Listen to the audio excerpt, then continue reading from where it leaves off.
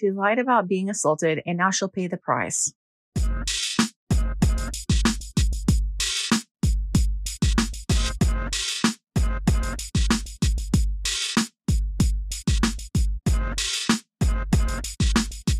A little after midnight on September 6, 2023, Arkansas State University police were called to an apartment on Dean Street in reference to a SA.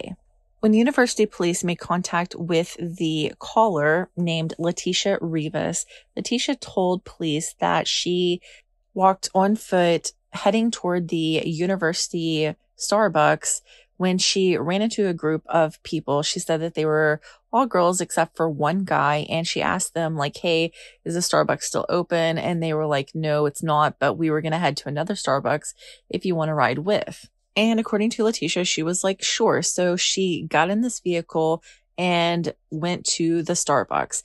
Letitia told police that the guy was driving and that they went to the Starbucks and then they took the other girls home and the man pulled into the guest parking lot for her building and she went to get out of his truck to go back to her apartment, but he pulled her back inside where the SA happened. Letitia told police that she was able to break free and run from his vehicle back to her apartment building, and then she called university police. Now, Letitia did say that she couldn't describe the person's vehicle. Like, she said it was a dark color, but she wasn't sure what color, and that it was a truck. Which that happens, sometimes we're not paying attention. We don't really take in that kind of information because we don't think it'll be important later on. I can totally understand that.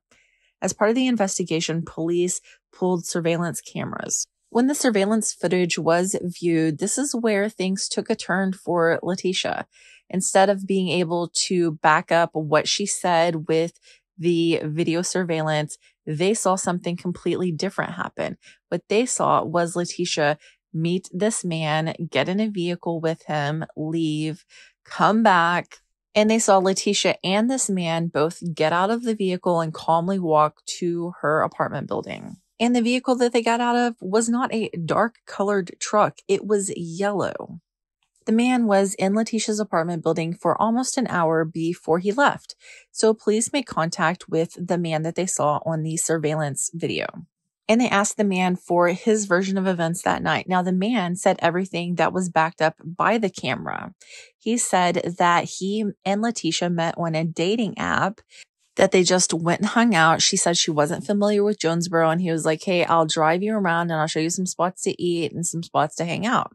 And then they went back to her apartment building where they both went in and they had consensual sex. Now, the man says that he asked her multiple times if she was cool with it, and she said yes.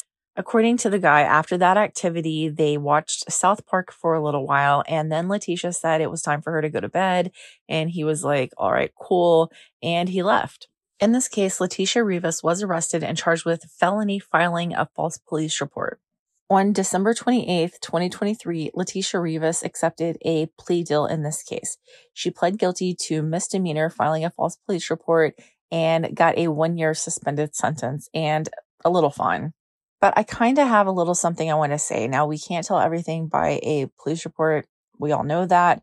If Letitia Rivas was actually a victim, she completely ruined the whole thing of the police being able to focus on the perpetrator for the crime because she completely lied about her story. She completely lied about everything that happened. You can't do that.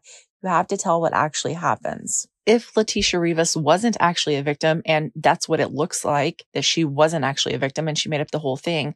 You made up the whole thing. You wasted precious police hours that could have been put toward crimes that actually needed to be investigated. And this poor guy, thank God for him and his sake that everything that he said could be backed up by cameras and that he chose to tell, what actually happened and that there was evidence of that, because otherwise he could have been in a real pickle himself.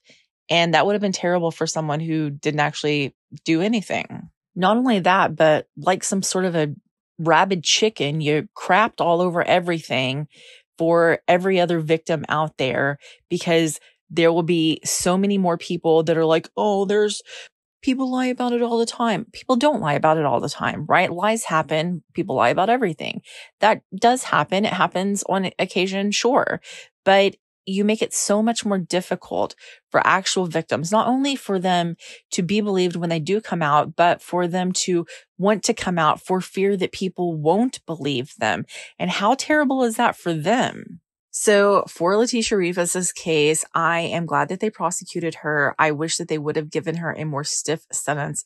They could have made a statement with a sentence, so that this would be less likely to happen in the future. Right now, 12 months probation, big deal. It's an inconvenience, but it ain't that bad. And this should go without saying, but if you're thinking about filing a false police report like this, don't do it.